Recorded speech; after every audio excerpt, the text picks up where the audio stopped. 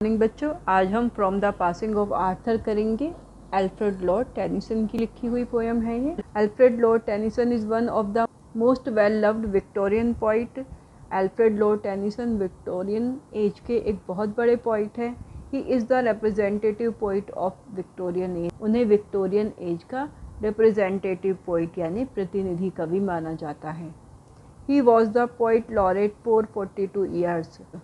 Lord Tennyson 42 साल तक poet laureate रहे थे। पोइट लॉरेट इंग्लैंड में एक उपाधि होती है जो कि उस समय के सबसे बड़े पोइट को दी जाती है। बच्चों, लॉर्ड टेनिसन ने एक बहुत बड़ा महाकाव्य लिखा था जिसका नाम था आइडल्स ऑफ द किंग। इसमें 12 बुक्स थी और उनमें से एक बुक पासिंग ऑफ आर्थर है। हमारी जो प्रेजेंट पोएम है ये पासिंग ऑफ आर्थर से ही ली गई है। This poem is an extract from Tennyson's long poem Passing of Arthur. He talks about the story when the wounded king was going with his 3 queens on his mysterious journey. ये उस समय की कहानी है जब किंग आर्थर घायल हो गए थे और वो अपनी 3 रानियों के साथ अपनी एक रहस्यमयी यात्रा पर जा रहे थे। He advises his faithful knight Bedivere to have consolation. उस समय उनका नाइट जो बहुत वफादार था, सर बेडिवर, वो बहुत दुखी था। किंग आर्थर उसे सांत्वना देते हैं और उससे कहते हैं वो उनके लिए प्रे करे। पोएम शुरू कर। बच्चों, ये लाइनें पासिंग ऑफ आर्थर से ली गई हैं। जब युद्ध में किंग आर्थर घायल हो जाते हैं तब वो सर बेडिवर से कहते हैं कि वो उन्हें नाव तक ले जाएं। सर बेडिवर जब उन्हें लेकर जाते हैं तो वहाँ पर एक छोटी सी नाव होती है जिनमें उनकी 3 रानियाँ बैठी होती हैं।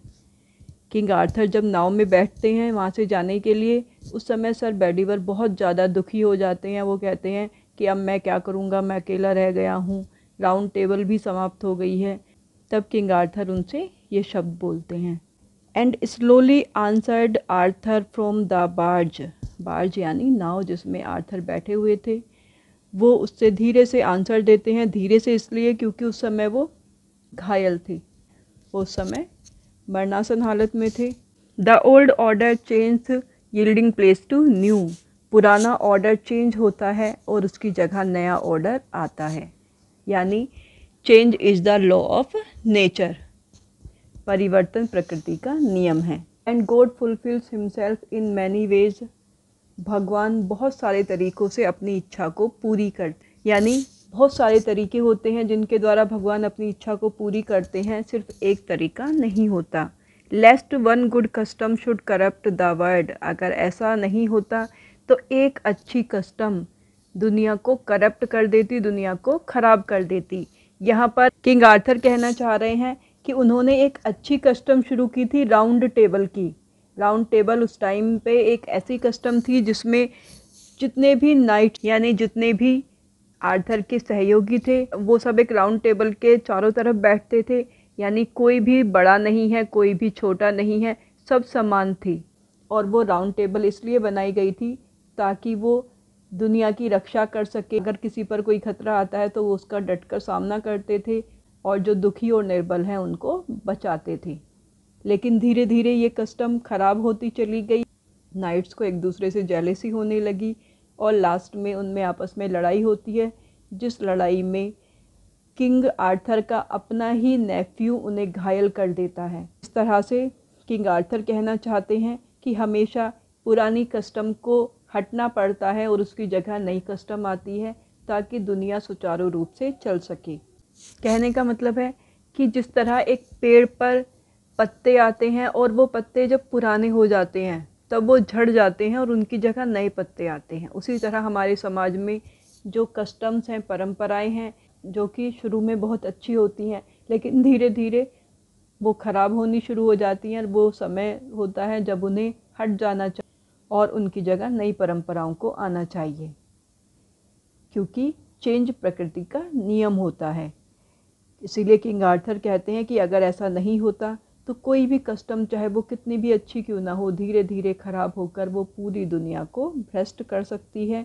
इसलिए भगवान अपनी इच्छाओं को पूरा करने के लिए दूसरा तरीका निकालते हैं और इस तरह अलग अलग परंपराएं चलती रहती हैं। Comfort thy self what comfort is in मी।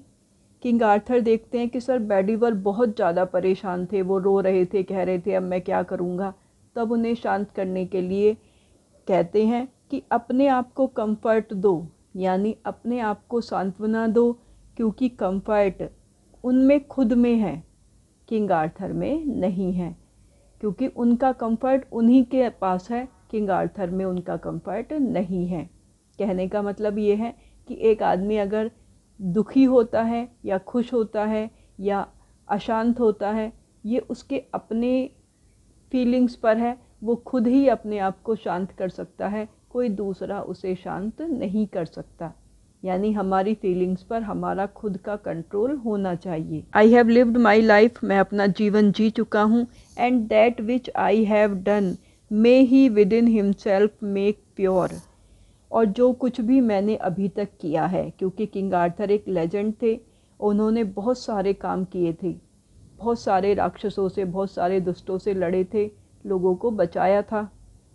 अब वो कह रहे हैं कि मैं जो भी काम करूं उन्हें ही यहाँ पर कैपिटल से शुरू हो रहा है, यानी ये भगवान के लिए है, वो सब भगवान प्योर करे, यानी भगवान मेरे उन सारे कार्यों को स्वीकार करे, और अगर उनसे कहीं कोई गलती हो गई है तो भगवान उन्हें क्षमा करे।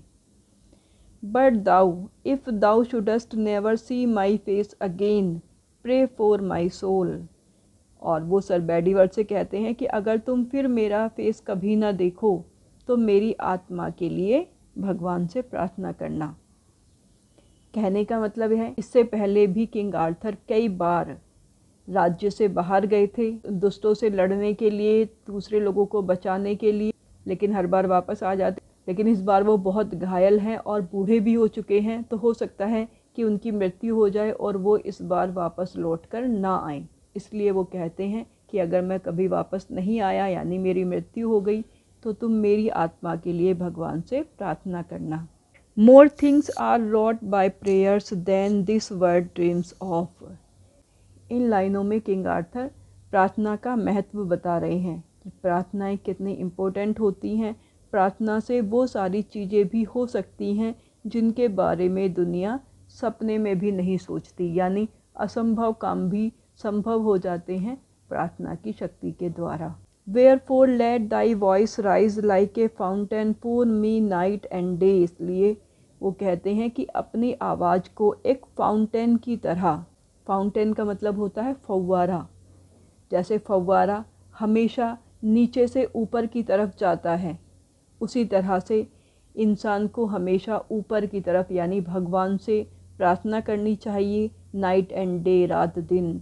किंग आर्थर कहते हैं कि तुम जैसे फव्वारा हमेशा रात दिन ऊपर की तरफ उठता रहता है, उसी तरह तुम रात दिन मेरे लिए भगवान से प्रार्थना करना। For what are men better than sheep और गोट्स। क्योंकि आदमी शीप और गोट्स से, भेड़ और बकरियों से ज़्यादा अच्छे नहीं हैं।